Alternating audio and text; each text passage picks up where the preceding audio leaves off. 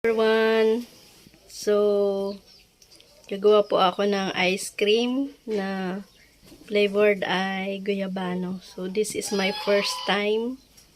So good luck sa akin, guys. So samahan niyo po ako sa aking paggawa ng guyabano ice cream.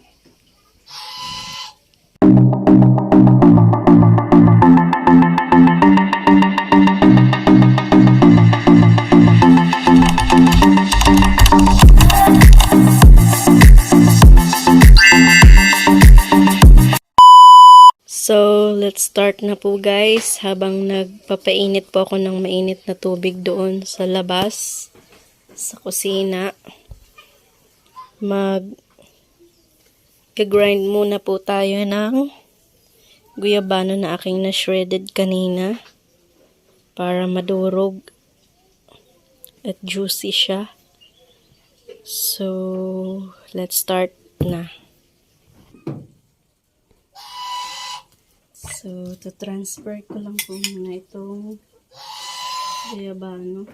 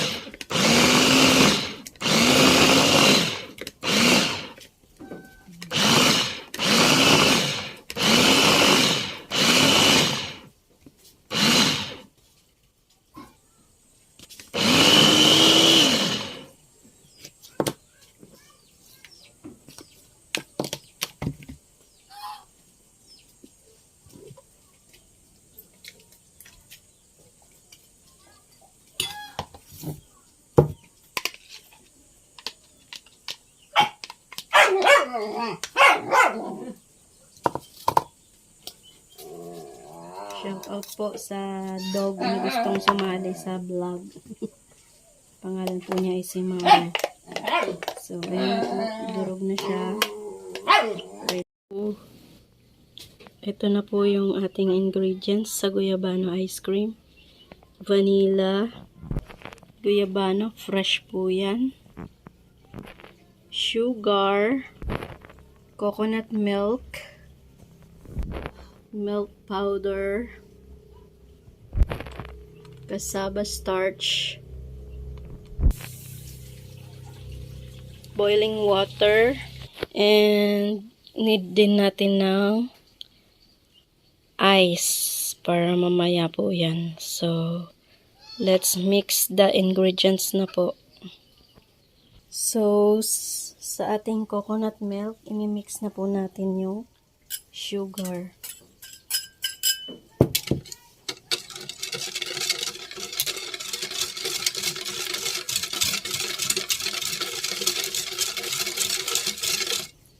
Then yung ating cassava starch, i-add din po natin yan. Wait lang po, antayin lang po natin na-dissolve yung sugar.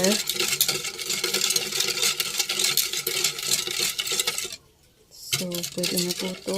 Add na po natin yung vanilla po muna.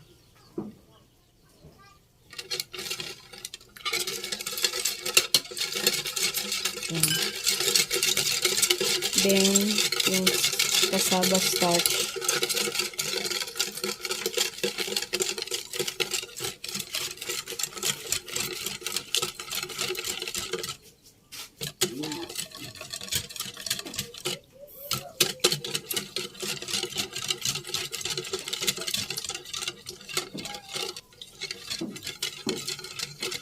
So, yan. Kunin ko na po yung boiling water.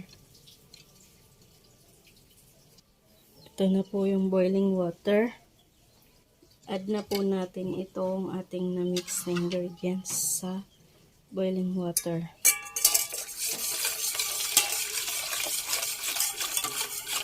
Yan po.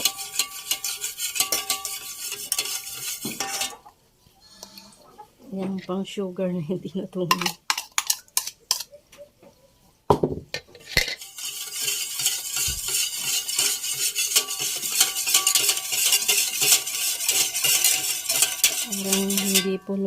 lumapot.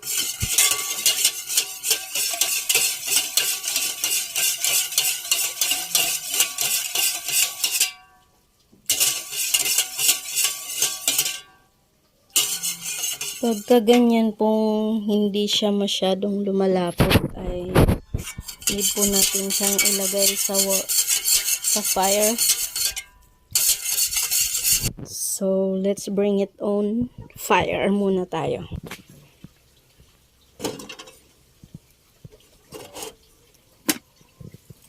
So, kailangan po natin ng medium heat.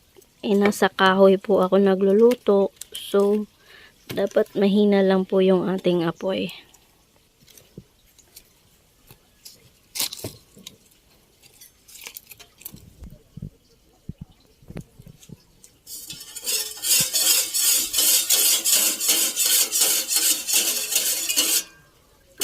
So, haluin lang po natin ng haluin until medyo lumapot po ng kaunti yung ating mixture.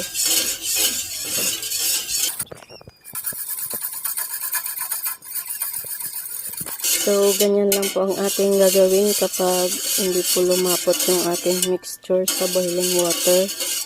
Ilalagay lang po natin ulit sa apoy para makuha po natin yung consistency ng ating ice cream mixture.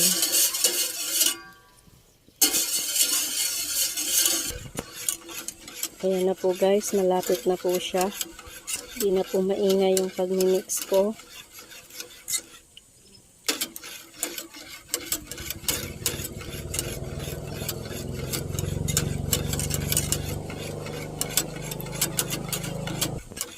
So, pwede na po ito guys.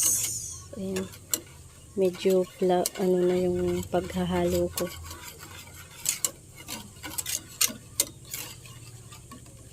Ayan. Okay na po siya guys. Ganyan lang po.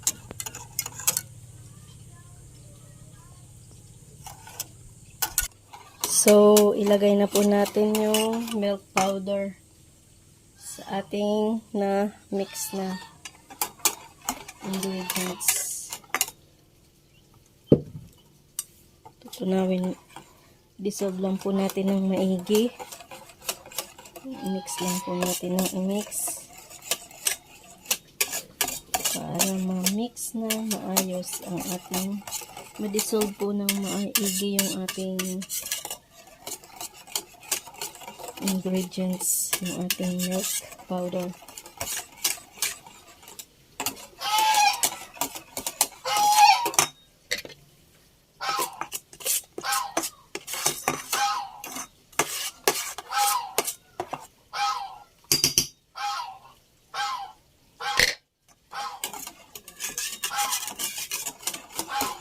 And then, lagay na rin po natin yung ating guyabano flavor.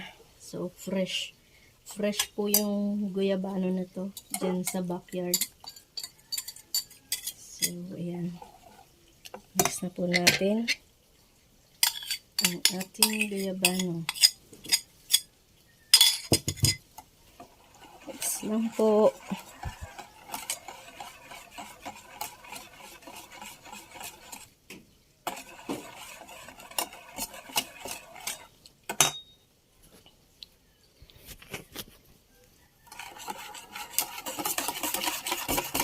So, ayan. Mix na po siya.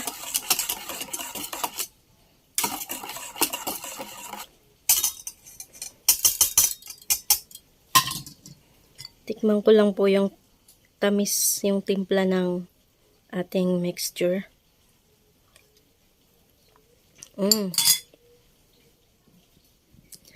So, magpe-prepare na po ako ng ating ice. Wait lang po. So, ito na po yung ice na mayroong salt. Nag-transfer ko na rin po yung mix natin dito sa bowl. So, ayan. Let's do this na po to make ice cream.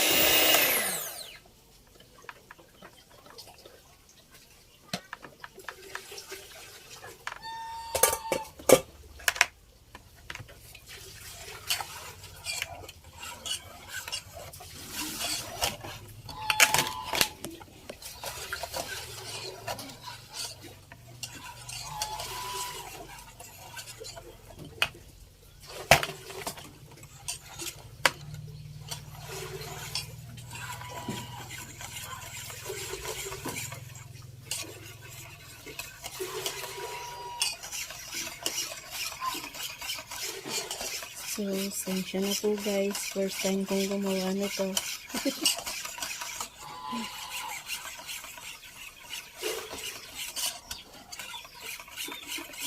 Dapat siguro ay ito muna yung ginawa ko bago yun. Pero parang tama din naman.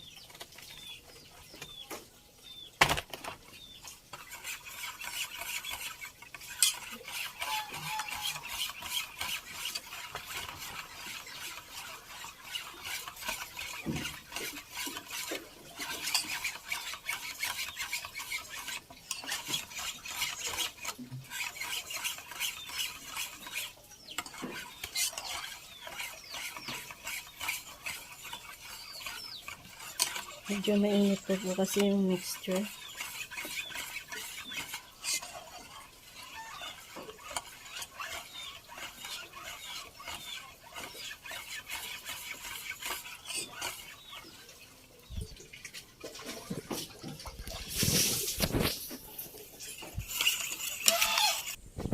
So, lalagay na po natin siya sa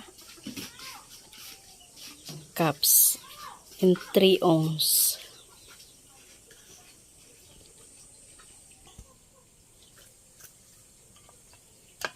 Sa 1/4 cup na mixture. Measuring cup.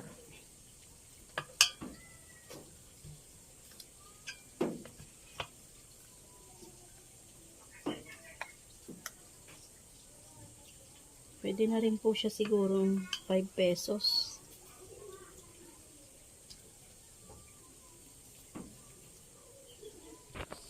So, ayan po guys. Lalagay ko po siya sa freezer. Then, tingnan po natin mamaya kung ano ang final made niya. So, see you later guys sa ating finale ice cream.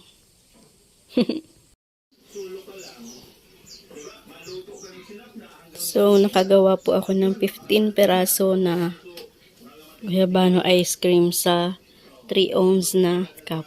Ito po yan.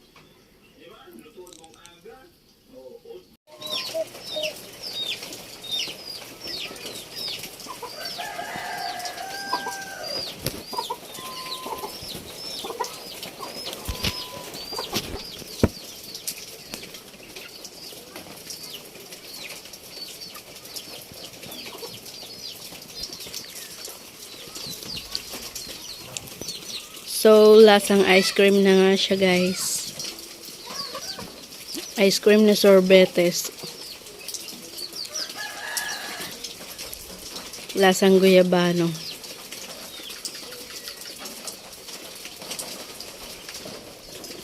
The best na po.